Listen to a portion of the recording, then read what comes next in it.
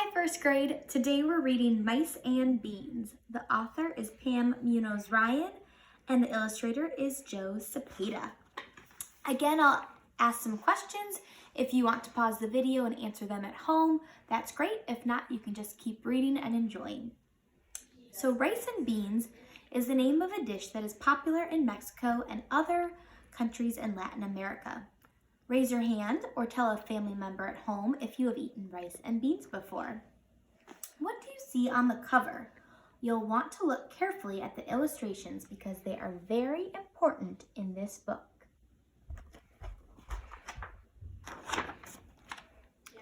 Rosa Maria lived in a tiny house with a tiny yard, but she had a big heart, a big family, and more than anything, she loved to cook big meals for them. In 1 week, her youngest grandchild, little Catalina, would be 7 years old, and the whole family would squeeze into her casita for the party. Rosa Maria didn't mind because she believed what her mother had always said, when there's room in the heart, there's room in the house, except for a mouse. What do you think casita is? Casita is a Spanish word that means little house. This story has many Spanish words because Rosa Maria and her family speak Spanish. What do you see by the door to the house?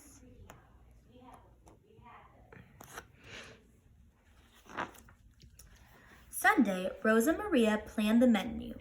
Enchiladas, rice and beans. No dinner was complete without rice and beans. Birthday cake, lemonade, and a piñata filled with candy. She ordered the birthday present, something little Catalina had wanted for a long time.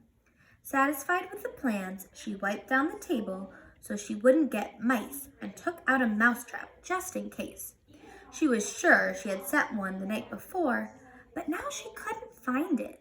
Maybe she'd forgotten. When it was set up and ready to snap, she turned off the light and went to bed. Monday, Rosa Maria did the laundry.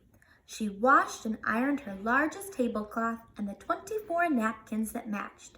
But when she finished, she only counted 23. No importa, she said, it doesn't matter. So what if someone has a napkin that doesn't match?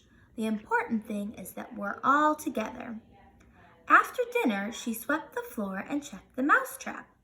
But it was missing. Didn't I set one last night, she wondered. She hurried to the cupboard to fetch another, and when it was set and ready to snap, she turned off the light and went to bed. Rosa Maria is planning a big birthday party, isn't she? What are you wondering about the missing napkin and the mousetrap?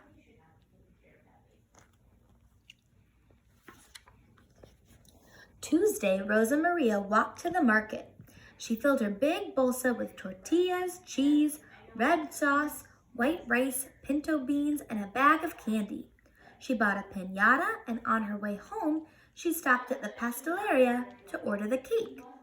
After dinner, she washed the dishes and checked the mousetrap, but it had vanished. Que boba soy, silly me, I must have forgotten again. She hurried to the cupboard to fetch another, and when it was set up and ready to snap, she turned off her light and went to bed.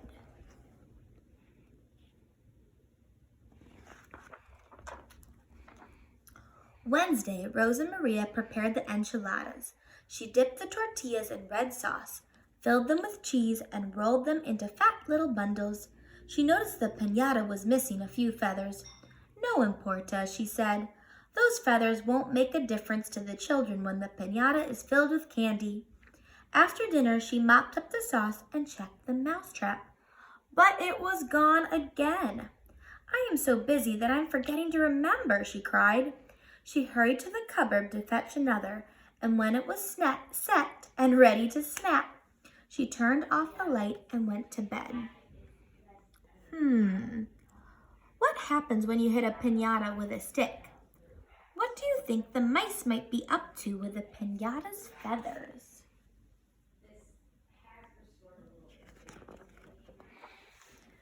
Thursday, Rosa Maria simmered the beans. She searched for her favorite wooden spoon, the one she always used to cook frijoles, but she couldn't find it. No importa, she said. The beans will taste just as good if I use another spoon. She added water all day long until the beans were plump and soft. Then she scrubbed the stove and checked the mousetrap, but it was nowhere in sight. Cielo, she said. Heavens, where is my mind? She hurried to the cupboard to fetch another, and when it was set and ready to snap, she turned off the light and went to bed.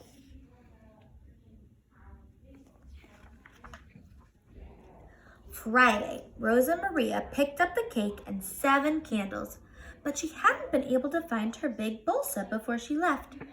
No importa, she said. I'll carry the cake in one hand and the candles in the other. Tomorrow was the big day. Rosa Maria knew she mustn't forget anything, so she carefully went over the list one last time. After dinner, she wrapped the cake and checked the mousetrap. She couldn't believe her eyes. No mousetrap. Thank goodness I've got plenty. She hurried to the cupboard to fetch another, and when it was set and ready to snap, she turned off the light and went to bed.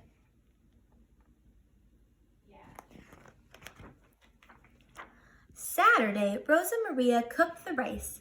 As the workers assembled little Catalina's present, she set the table and squeezed the juiciest lemons from her tree.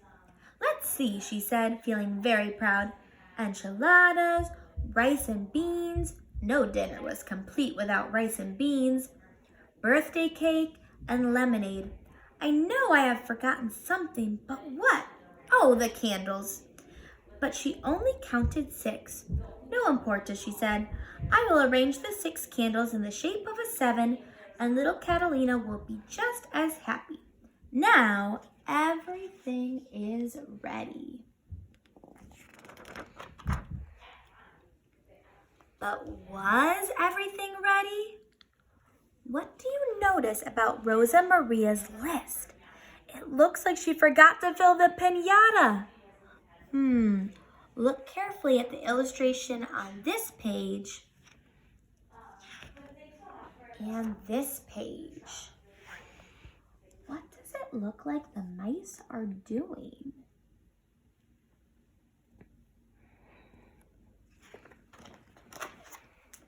That afternoon, Rosa Maria's family filled her tiny casita. They ate the enchiladas and rice and beans. They drank the fresh squeezed lemonade, and they devoured the cake. Little Catalina loved her present, a swing set. And after every cousin had a turn, they chanted, La piñata, la piñata. They ran to the walnut tree and threw a rope over a high branch.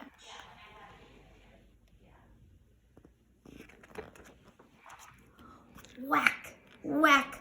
Little Catalina swung the piñata stick. Wait, cried Rosa Maria as she remembered what she'd forgotten. But it was too late. Crack! The piñata separated and the little children scrambled to collect the candy. How could that be? Rosa Maria puzzled.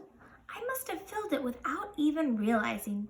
She laughed at her own forgetfulness as she hugged her granddaughter and said, Feliz cumpleaños, my little Catalina. Happy birthday.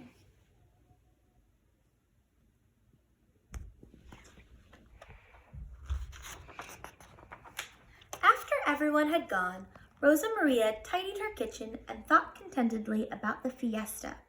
She pictured the happy look on little Catalina's face when the candy spilled from the piñata.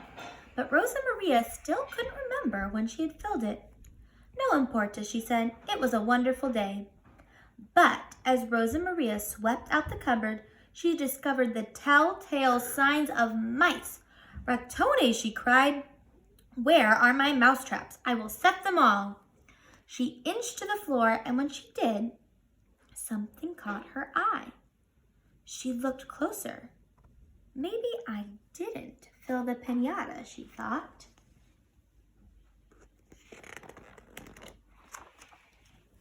Was it possible, she asked, shaking her head? Could I have had help? Rosa Maria looked at the leftovers. Too much for one person. And what was it her mother had always said? When there's room in the heart, There is room in the house, even for a mouse. Fíjate, imagine that, she said. I remembered the words wrong all these years. Besides, how many could there be? 2, 4? No importa, she said. It doesn't matter if a few helpful mice live here too. Then she turned off the light and went to bed.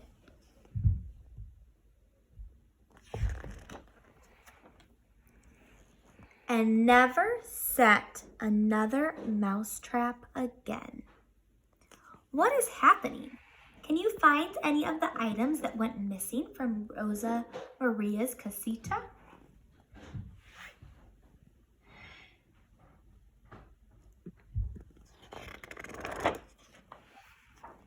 That's the end of our story for today.